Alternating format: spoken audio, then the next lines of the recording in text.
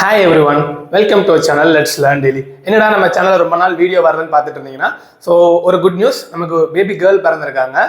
So அதனால தான் எங்களால் ஒரு 2 வீக்ஸாக எந்த வீடியோஸும் போட முடியல. ஸோ இனிமேல் நம்ம சேனலில் எப்பயும் போல கண்டினியூஸாக உங்களுக்கு யூஸ்ஃபுல்லான வீடியோஸ் வந்துக்கிட்டே இருக்கும். ஸோ வாங்க இன்னைக்கு வீடியோ நேரத்தில் பார்க்கலாம். So upcoming second mid term எக்ஸாம்க்கான 12th ஸ்டாண்டர்ட் ஃபிசிக்ஸ்க்கான இம்பார்ட்டன்டான 5 மார்க் கொஸ்டின். ஸோ இது 12th ஸ்டாண்டர்ட் மிட் டர்ம்க்கு மட்டும் கிடையாது, நீங்கள் பப்ளிக் எக்ஸாம் வர முடிக்க இதே கொஸ்டின்ஸ் படிச்சா கூட போதும். வாங்க என்ன இருக்குன்னு சொல்லி பார்க்கலாம். ஸோ ஃபர்ஸ்ட் 7th லெசன்ல பேண்ட்வித், சரியா? இது இம்பார்ட்டன்டான 5 மார்க் கொஸ்டின். சின்னதாக தான் இருக்கும்.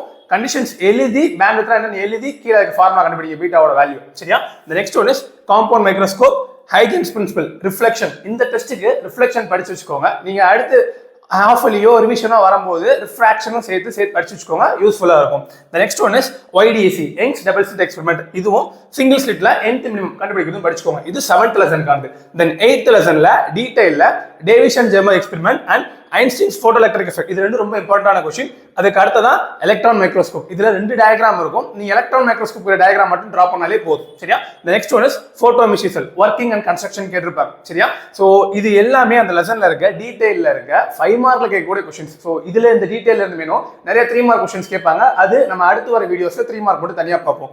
Then again சப்போஸ் உங்களுக்கு 9th லெசனும் மிட் டர்ம்க்கு இருந்துச்சுன்னா law of radioactivity. The next one is radius of hydrogen atom. இது என்னன்னா உங்க புக் பேக்ல எனர்ஜி மட்டும் தான் இருக்கும். நம்ம புக் இன்சைட் ரேடியஸும் சேர்த்து படிப்போம். ரேடியஸ் அண்ட் வெலாசிட்டி சேர்த்து படிச்சுக்கோங்க. இதுதான் ரொம்ப important.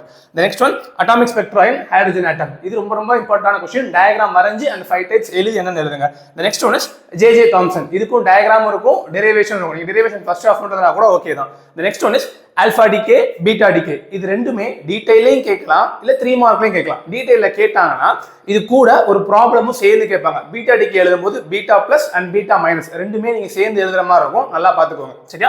The last one is nuclear reactor. இது எல்லாமே படிச்சு முடிச்சதுக்கு அப்புறமா இந்த நியூக்ளியர் ரியாக்டர் படிச்சுக்கோங்க. பிளாக் டயகிராம் வரைஞ்சிட்டு அந்த நியூக்ளியர் ரியாக்டரோட பார்ட்ஸ், சரியா? அந்த பார்ட்ஸ் மட்டும் எக்ஸ்பிளைன் பண்ணி ஒரு 3 லைன் எழுதினாலே போதும். 5 மார்க் ஈஸியா ஃபுல் மார்க் கொடுத்துருவேன், சரியா?